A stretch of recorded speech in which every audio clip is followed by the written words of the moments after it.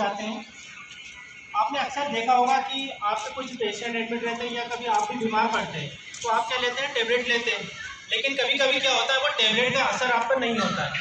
ठीक है, आप 3 दिन से ले रहे हैं कोई सी टेबलेट या इंजेक्शन लगवा रहे हैं, 5 दिन हो गए, तो आप डॉक्टर से क्या बोलते हो, सर ये हम 5 दिन से ले रहे हैं लेकिन ठीक नहीं हो रहा है, जो भी बीमारी है वो ठीक नहीं हो रही है। तो वो क्यों ठीक नहीं हो रही है, उसका भी एक कारण रहता है।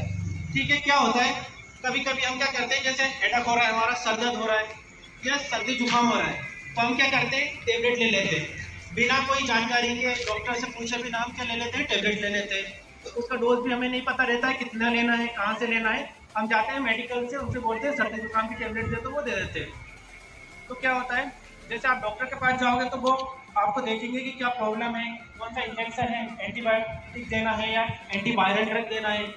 लेकिन वहाँ पे आपको जो भी टेबलेट है वो दे देते हैं सर्दी जुकाम के लिए। तो धीरे धीरे क्या होता है, सर्दी जुकाम आपका नेक्स्ट टाइम होगा तो वो कुछ टेबलेट से नहीं जाएगा। क्यों नहीं जाएगा, क्योंकि जो आप टेबलेट ले रहे हो वो आपने ले ली सर्दी जुकाम के लिए। उसके बाद क्या होगा, जो जिसके लिए आप ले रहे हो, जो हमारे अंदर बैक्टीरिया वायरस थे, वो क्या करते हैं, धीरे धीरे उस प्रतिरोधक क्षमता बनाने लगते हैं। प्रतिरोधक क्षमता मतलब जो आप टेबलेट ले रहे हो उसके ऊपर उसका असर नहीं होगा। हम देखते हैं ना, आईसीयू में हमारे पेशेंट वगैरह एडमिट रहते हैं और वो ठीक नहीं होते बहुत लंबे टाइम तक। क्यों नहीं होते, क्योंकि वो टेबलेट लेते हैं और उसमें जो भी बैक्टीरिया जिसको मारने के लिए टेबलेट दे रहे हैं वो पहले से प्रतिरोधक क्षमता बना ली उन्होंने, वो टेबलेट का असर उसमें नहीं हो रहा है। तो ये इन्हीं कारणों से होता है, हम ओवरडोज ले लेते हैं, या डोज जैसे डॉक्टर ने 7 दिन का दिया है आपको डोज, या 3 दिन का दिया है, तो हम क्या करते हैं, कभी कभी 5 दिन का आप डोज लेके आए, 3 दिन में आपको ठीक लग रहा है तो आप डोज बंद कर दोगे। ठीक है, 5 दिन तो आपने डोज दिया डॉक्टर ने, लेकिन आप 3 दिन में उसको छोड़ दोगे, तो क्या होगा, वो पूरे बैक्टीरिया नहीं मरेंगे, वो जो बाकी बैक्टीरिया बच जाएंगे वो क्या करेंगे, प्रतिरोधक क्षमता बनाने लगेंगे। फिर नेक्स्ट टाइम आप जब भी बीमार हो गए तो क्या रहेगा, टेबलेट का असर आप पे नहीं होता है। इसको हम क्या बोलते हैं, एंटी माइक्रोबियल रेसिस्टेंट। मतलब जो बैक्टीरिया वायरस आपके अंदर है वो रेसिस्टेंट हो जाता है उस टेबलेट के अगेंस्ट, और जो इम्यूनिटी है वो हमारी कम होने लगती है और वो टेबलेट का असर नहीं होगा फिर। तो हम इसको कैसे प्रिवेंट कर सकते हैं। ठीक है, तो हमेशा डॉक्टर की सलाह पे आपको टेबलेट लेनी है, जितना डोज है। हल्की सर्दी जुकाम भी हो रही है तो नॉर्मली 2 से 3 दिन में ठीक हो जाता है। सर दर्द भी आपका हो रहा है तो वो भी 1 दिन में आपका ठीक हो जाता है। लेकिन इससे ज़्यादा हो रहा है, सर्दी जुकाम भी ज़्यादा हो रहा है आपको, तो फिर आप क्या करोगे, डॉक्टर के पास जाओगे, वो जो भी डोज देंगे आपको, 2 दिन लेना है, 3 दिन लेना है, उसका आपको अच्छे से पालन करना है। और इसके अलावा हम क्या कर सकते हैं, हैंड वॉशिंग, मतलब अच्छे से यदि हम हाथ धोएंगे तो क्या होगा, 90% जो इन्फेक्शन वगैरह है वो कैसे खत्म कर सकते हैं हम, अच्छे से हाथ धोकर।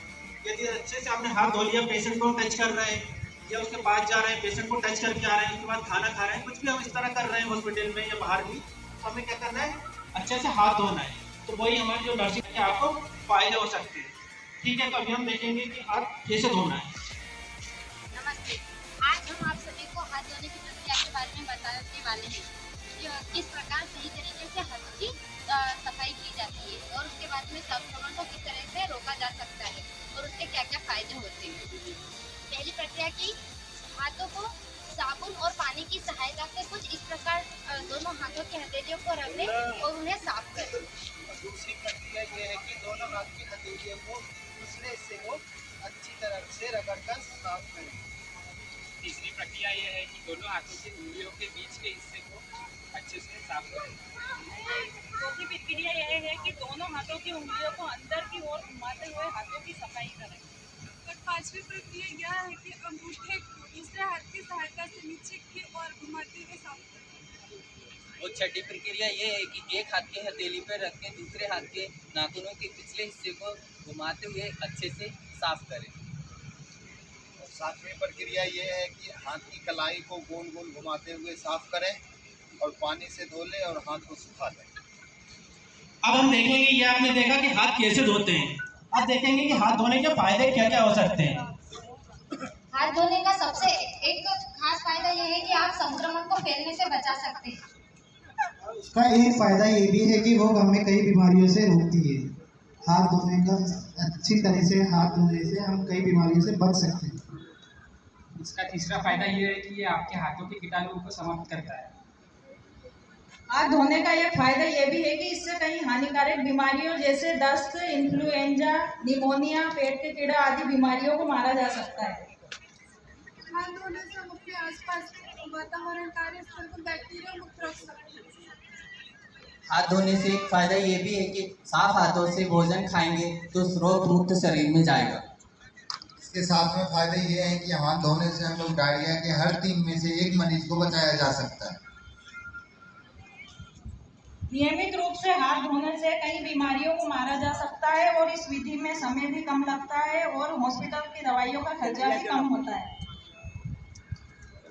हम आप सभी से यह आशा करते हैं कि आप इस प्रक्रिया को अपने दैनिक जीवन में अपनाएंगे, संक्रमण से बचेंगे और बचाएंगे।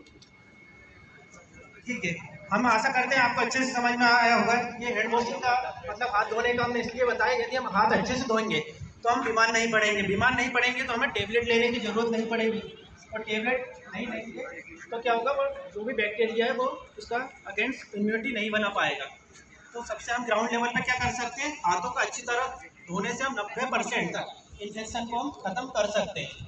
तो हम आशा करते हैं आप जब भी आप पेशेंट को टच करोगे या पेशेंट के पास से आते हैं तो क्या करना है, आपको नियमित रूप से हाथ को अच्छी तरह धोना है। धन्यवाद।